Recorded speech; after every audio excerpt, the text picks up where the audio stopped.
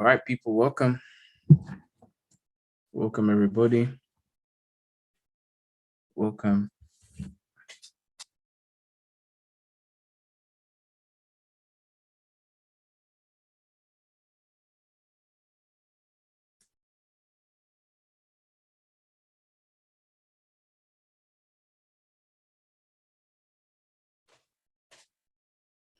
All right, guys, welcome. Welcome, people, as you're getting in. Let's have a look at these markets. So I'll give you guys a chance to get yourself going in. Go on. Get yourselves in. All right. Welcome, people. Welcome as you're jumping in.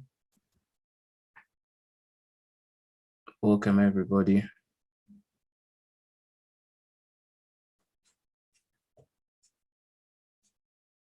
All right. So without further ado, I hope you guys had a great weekend. Welcome to the new month. Happy new month of October. I was away for a little bit because I had some stuff to do. So I wasn't on the live for the first like I wanted to be, but it's been great anyway. Okay, so I'll give you guys a little bit more of a chance to jump in wherever you're jumping in from, whatever time zone. Okay.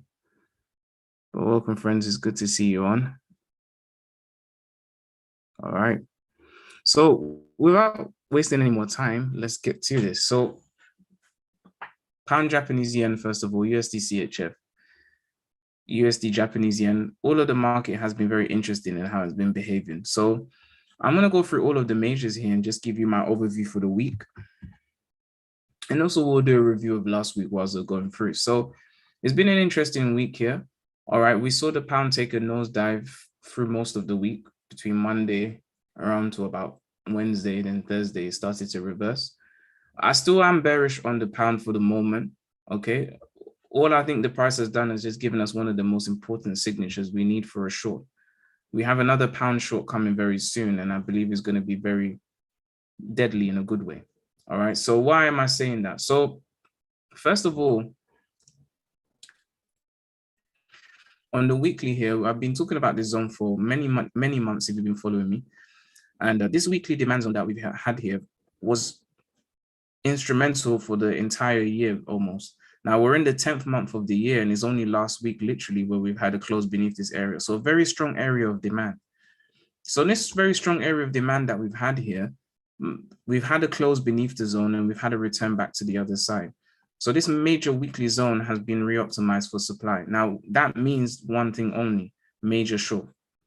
So pound, if I be frank, pound USD is top of my list for a short, and I'm expecting a very deadly short. I believe the fundamentals that we have going on in the UK, the fuel shortages and other issues that are arising, in the nation, I believe are going to be catalysts to allow for the pound to have a very strong descent down. Now, if I go to the daily chart to see what that looks like, on the daily structure here, at least we have our weekly zone marked out. What I'm really trying to identify here is where we can use zones or what zones we can use. Now, the price had quite a strong start for today in terms of a long. The price has returned to the other side of this demand zone. So I'm going to start from here and use this as my key to work out what the price is trying to do. For the moment, the price seems to be still wanting to continue in a bullish direction. At the moment, the price has made, since the morning, made headway of over 100 pips. It's done 110 pips today. It doesn't even look like much because the chart is so, there's been so much pips sloshing around long and short. It's been a hard one to tell what's going on. So for me, the price, and this is important, on the weekly time frame, literally the price could go all the way back up to these highs. As long as the body of the candle closes in here, we're still in supply. This is the rules of the game. So in terms of the extent to which pound USD could go long before going short, there's a whole plethora. As long as by Friday close, the price stays back inside of here, then we've just had a very strong spike on the weekly time frame looking at it, but the price is still on its way short. So to me, I'm expecting possibly the price to push up a bit further long. Now, where the price triggered for the first long here was we had a bull trap here. which is oddly placed. It's not in the normal place that you've put a bull trap, but nonetheless, the price has done that. And we saw a very strong short taking place from here. Now, there's two options. Either the price is going to fill out this entire movement here and then go for a short, or the price may stop somewhere in this range that we're in and use a zone to the left as a flip zone. For example, exhibit A, which is this H4 zone or the daily zone, but I've just caged the price. That's one viable area the price could go to and say, okay, I'm going to short from here. So for me, when I'm looking at this, I'm expecting the price to do just as of such, but the price doing that, I'm going to have to be very watchful as to how that plays out. So for me, the weekly high is here. So I'm always going to keep that marked out. The weekly high is right here. And if the price has intentions to do a short, it could actually go for the high of the week, or it could find a zone nearby and start to short from there. But pound USD is big on my list of things that I want to take short. I think that the price action short, once, at the moment, we've seen that the dollar reversed, and I'll go through in a moment, in strength from Thursday into Friday quite badly, quite strongly short. So USDCHF, USD Japanese yen did some crazy shorts that have continued into today. So my play here when it comes to my mind on pound USD, really, if pound USD does the short, which I do believe is going to do, I believe that the US dollar strengthening that's happening this week coming is going to also aid in a very strong, tear on the short side. So if I were you, I would be definitely looking for a short more than a long. At the moment, though, the price is exhibiting, strong signs of, bullish activity. But my suggestion is that we will get a short very soon. It just depends on how price really deals with these next couple of days. All right. So that is pound USD. That's my favorite trade, if I be fair. I'm pound USD. I've got my eyes on it. I just want to see what the price is really going to do. And we can take it from there. So let's see my next. Now, USDCHF has been an interesting one. I feel like it's been a very big love-hate relationship. Now, USDCHF, speaking about Thursday, the price reversed on Thursday. Now, there isn't any cause on the left for the price to go for a short. This is simply market structure being built here for a bullish move. The next supply zone on the daily time frame is all the way back at 0.94119, and the price reversed way before that. And we've had a strong short over the last 1, 2, 3. Now, on my time frame, on my charts, please ignore this because this is Sunday. There's always two candles. So on Sunday, they have one candle, and then on Monday, they have another to represent Monday separately from Sunday. However, ideally, what I'm looking for here is what we've got. Now, the price has returned into demand here, and is also, and this is important, guys, has taken the low of the previous week with a reversal signature pending. So USDCHF looks to me like a very ripe long awaiting to happen. And so I'm going to be very carefully poised towards looking for a long situation on that note. So if my next position I'm looking for pound USD long, short, and USDCHF long. Now, if the US dollar does what I believe is going to do, then I think that that's going to be a great aid in us having some price action to push us towards the long side. And again, my targets for USDCHF, first target hasn't changed. It's going to be back to this area where the first reversal signature happened. So we're looking at around about 200 pips. Second, really, I'm looking for on USDCHF would be this liquidity void filled out. So I'm looking for the price to get to the 97s again. And I do think that that is very possible. So for me, at the moment, we've seen the first aspect of the price. Now, in order for this to give us a long, we need a market structure break. Now, because on the H4, if we wait for the market structure break, we're going to have to wait for the price to do literally 66 pips long and then pull back and then go long, which I don't think the price has time for. So I'm looking really for lower time frame market structure break, which from the 15-minute I see to be around about here. So I'm looking really for a simple signature.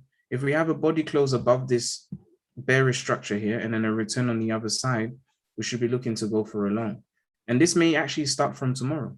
okay, into the NFPs. Now it is NFP week, so you know things will get crazy during the week. But this is my second play, guys, that I'm looking at. Now, the third play that I would like to leave you with, and it's been a very interesting one to me, is AUD USD. Now, AUD USD, the reason why I'm looking at this is because of the nature of the markets at the moment. So if you didn't know, all right, there's certain currencies which are called safe haven currencies, and they're used to protect against different financial situations that can happen when you have large amounts of money. Okay, the Australian dollar is one, okay, for several reasons. And the reason why I'm looking at the Australian dollar is, number one, on my funded account, I can't trade gold. And number two, because the Australian dollar is a commodity currency, which its major commodity is tied to in terms of buying and selling pressure, okay, is gold. If gold is going long, then AUD USD most likely would be going long. Now, of course, there are some dynamics to it because it depends on other factors. We'll still have to look at the dollar strength compared to the US dollar also. Okay. But in essence, usually when AUD USD is going long, gold is following, or gold is going long, AUD USD is following right behind. Now, during this period of what we will say that the risk is high in terms of inflation, many investors will be flocking to buy Australian dollars, okay, to protect their currency. A lot of Asian investors do it to protect their wealth in the Australian dollar temporarily. So a lot of the times you will see when the risk gets higher in the market, or you know, where risk off sentiment or risk on, depending on what's going on, you'll see shifts in money, especially to the Australian dollar. All right. Now, I do, for the long term, remember when we discussed this earlier on, the Australian dollar to me, from the market structure from the last 21 years, is definitely bullish. Okay. We've seen the market structure from here. Just to recap, here's the A swing, here is B, here is C. Now, when this C swing happened, okay, in 2008, we didn't have a return back into demand here. We needed the price to return back into demand. So notice that with the coronavirus period here, although it seems like they had no idea what was going on, of course they did, as always, the price spiked back down here and gave us a return back to demand. So in essence, we filled out an efficiency that lasted for 13 years. So no matter how long it takes, guys, I believe from the story of AUD USD, you can pick up this. No matter what time it is or how long it takes, the market will always fill out inefficiencies in the price. And so we had one here where we had a return to demand, and that's the C swing. Now, moving forward from here, we can look at the market structure already. Now, I don't use trend lines, but if I was to use a trend line here, you can clearly see that the bearish market structure is broken. But if we're looking at things from just order block perspectives, all right, if I go right here to supply, this supply zone right here, price is broken above the zone and returned to the other side. And now we're going for a long. Now, this reoptimization of supply is important because this supply zone from 2019 is the trigger for the sell that we saw during the coronavirus period. So when the body of the candle broke above here and returned back down, this was a very clear indication that we're in bullish pressure right at the moment, or the market is in a phase of bullish liquidity, and we've kind of come out of that coronavirus sell-off phase. So if I draw this demand zone right here, you can see what the price is trying to achieve. So the demand zone created over here, we can see we had 2 months of bullish activity. So the months of November and December were very strongly bullish for the Australian dollar. We've seen for the first 5 months of the year, the price struggled. And I did say this would happen. It's very simple. The price has come back to a major area of supply. You have to remember, guys, this monthly supply zone from 2018 has really held the price beneath the 0.80 mark for 2 to 3 years, or let's just call it 2 years. And actually 3 years now because of 2021. So it's a very strong area of supply. But the moment or the day we break above that, then AUD USD is free to continue in this bullish pattern that we're seeing here, where we can see an A to B movement and a B to C, C to D swing for the future. And all of these highs in the future will be taken. So I really do expect the Australian dollar to gain major strength in the future.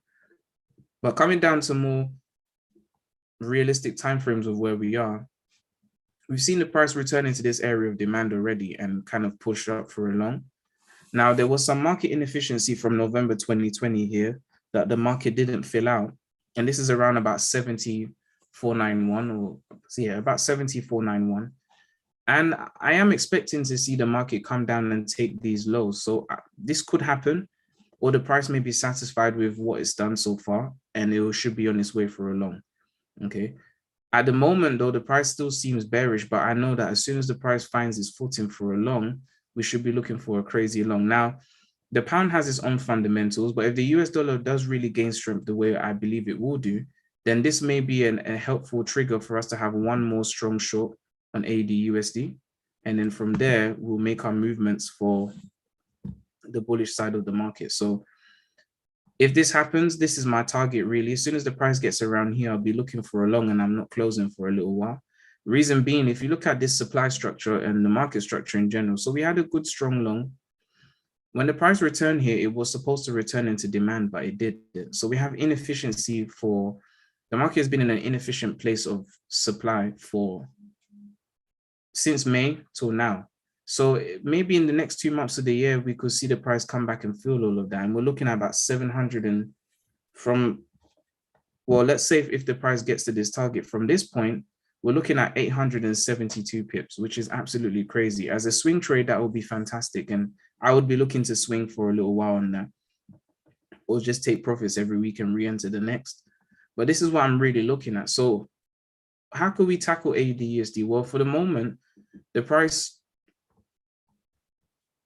did reverse from this point right here. There's a supply zone here that the price is using as demand. This is why we're seeing the price return long.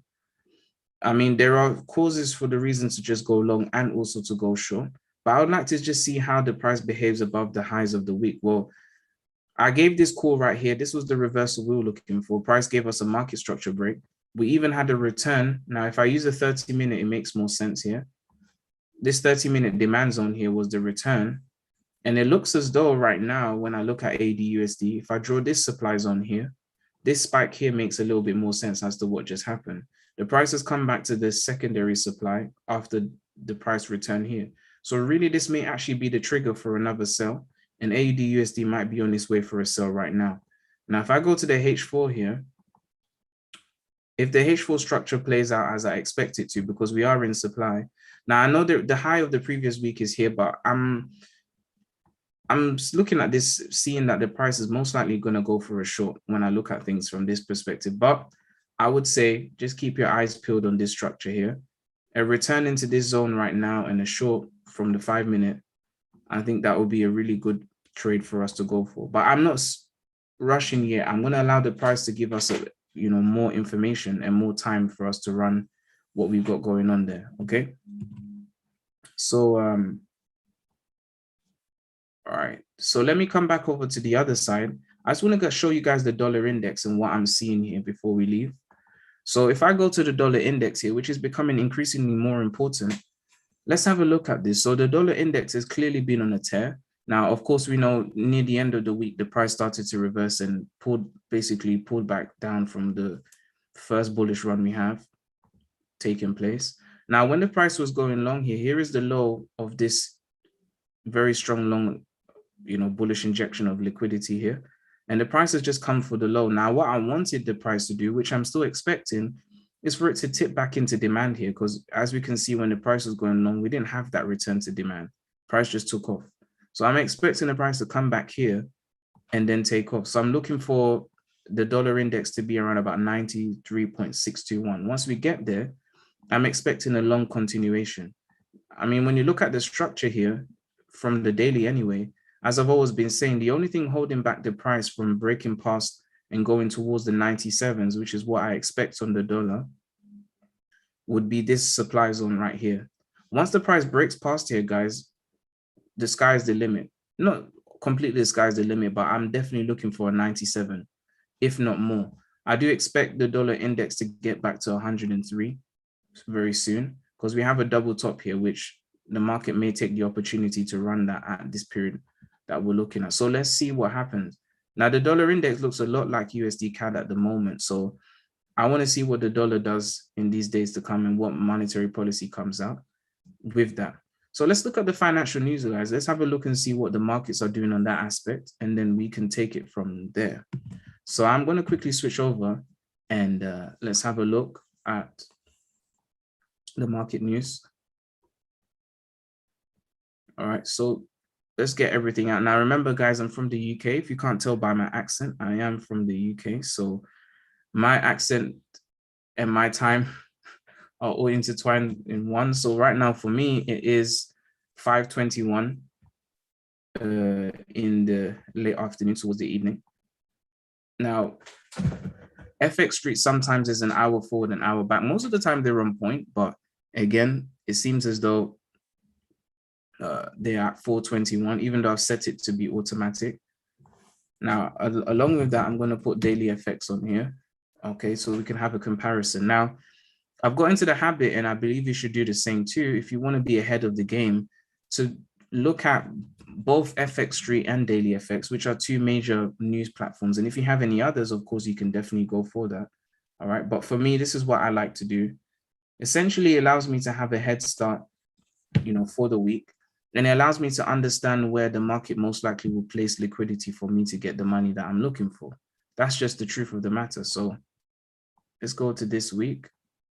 Now, it looks as though FX Street is having a bit of a problem. I don't know what's happened to it. But I'll kick off with Daily FX anyway whilst we're waiting. That's okay.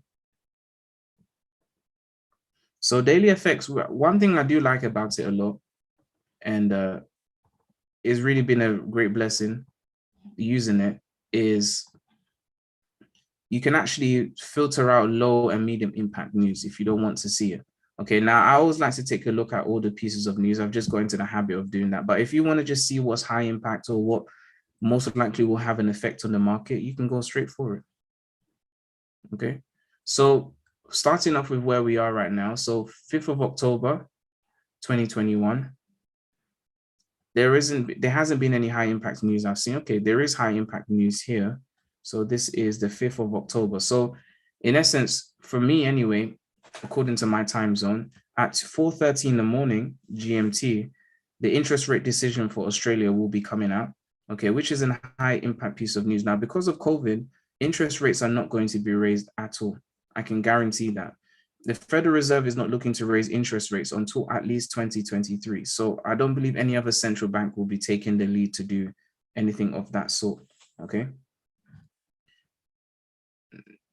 Now, if the interest rates stay the same, the way that you're going to work out whether the price will be strongly bullish or bearish for that period of time would be on the other factors that are surrounding the interest rate. So interest rates are one thing, but then CPI would be another, and other economic figures to help you understand, where Australia is at as an economy.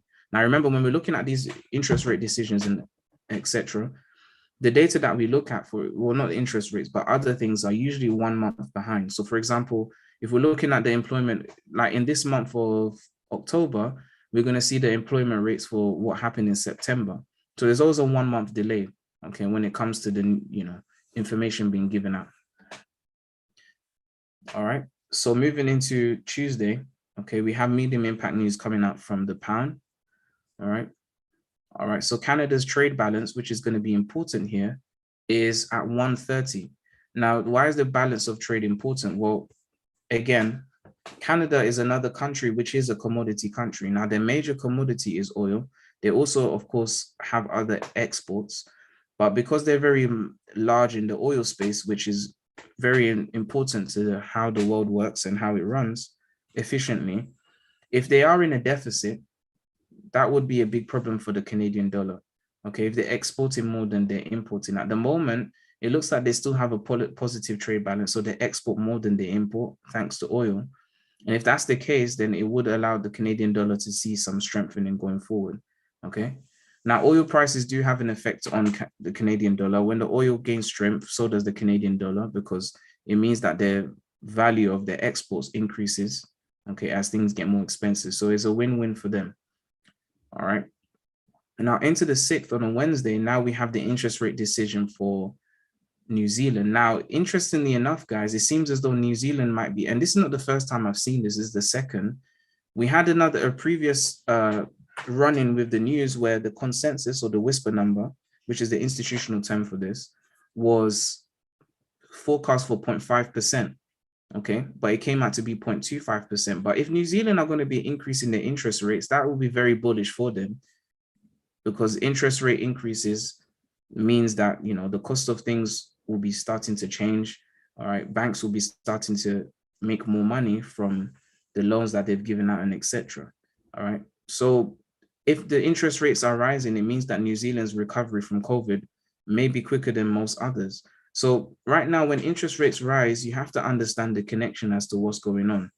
Increased interest rates mean that the central bank have a clearer picture of the recovery when it comes to COVID primarily, and they have hit certain milestones which allow for their country to be able to operate in a higher interest economy. Okay, so I'm going to be watching out for that. That could be very crazy for the New Zealand dollar. I mean, like seriously crazy in terms of the amount of money that comes out of that. Okay, now what else do we have going forward? So again, we know that this week is the NFP's week, so we'll be definitely covering that. Now, there is a speech from Governor Kuroda, which usually the Japanese yen is very stable as a currency. I always talk about this due to the nature of the currency as an exporting nation. Its GDP is very highly tied to its exports, so they wouldn't be wanting to strengthen their currency in a hurry because they want to stay competitive with places like Japan, Taiwan, and etc. and other places. Now, let's see what we have. So Switzerland, so for the Swiss franc, we have the unemployment rate coming out at 6:45 in the morning. Interesting. That might push the price in a certain direction, long or short, depending on what's going on. All right. Now, Mexico's inflation rate is high impact for you. If you trade the US dollar versus the Mexican peso, that'll be important for you. Okay, so monetary policy meeting accounts for the euro at 12:30. Okay. And this is now we're talking about the 7th. All right, so Thursday. Now into Friday here, as we know, the last high impact news, which is going to be important here, is going to be number one. Now, this is another one of those months where USD CAD is going to be jumping for joy, long or short. Why? Because we have at 1:30, we have 15 pieces of news. We have high impact news on the Canadian dollar and also high impact news on the Australian dollar. I mean, excuse me, on the US dollar, which means that these two pieces of news would cause USD CAD to do something absolutely ridiculously crazy, long or short. So my advice to you is that please don't try to scalp the news because you'll hurt yourself really badly, because there are some months where only the NFPs come out and then the Canadian employment rates and unemployment rates comes out after. And then there are other times where they're together. So when they're together is probably the most dangerous thing you can do. It's better for you to just analyze the price and then from there, make your decision. Now, tomorrow I'll go through USD CAD and see what we can pick up on it and see where the price may most likely be going to. Okay, but this is the news for the week. So not that much high impact news. If I go over to FX Street now, see if it will give me something here. All right, so FX Street has decided to work. Let's just compare this and see. Now, the differences you'll see between FX Street, Daily FX, Forex Factory, different ones like that is, so now their internal team usually has their own deciding factors as to what they consider to be medium or high. Now, usually low and medium, there's never a debate between, or low or high is never a debate, but the debate sometimes comes between medium or high. Some the news outlets for Forex consider some news to be medium and other to be high, and that's on their own internal judgment. So from that point or that perspective, this is why, I personally go for looking at both, because another thing that does happen, and I've told the story before, that I missed out on a lot of money because it's a one-time thing, but I believe FX Street put out news that was saying, or maybe Daily FX, one of the two, that it was Australian news was low impact when in fact it was high. So I didn't take it seriously enough, and one thing led to another, and I didn't get the money that I was supposed to make. But it looks quite similar here. I think we just have a little bit more detail as to what is given out, for example, on Tuesday. So we have the rate statement and the trade balance at 1:30. Okay, that's important too. All right. We have the Royal Bank of New Zealand's rate decision. Okay, retail sales at 10 p.m. for the euro.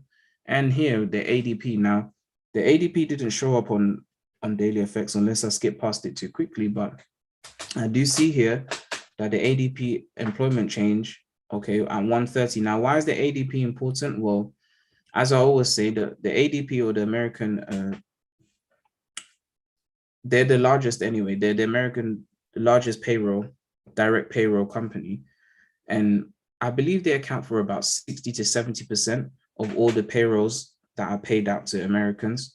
And so if their results come out to be bullish or bearish, you can use that, and investors do use that as a key to work out most likely what the NFPs are going to be. Now, because it's a good representative sample, but it's of course not the whole thing. So the other results that are not accounted for because they're not under the ADP, could change the result and swing it the other way from bullish to bearish and etc.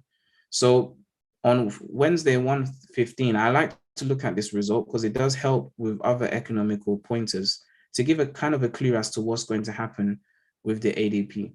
All right. So when we get to Wednesday, we'll definitely be having a look at this to see the effects on the price and what's been taking place. All right. Thursday. So Daily FX and FX Street agree on this piece of news here as being medium. All right. The only other I didn't see that on here, but there is a high impact speech coming out from Governor Macklem, which is the Bank of Canada's governor, at 5 o'clock on Thursday.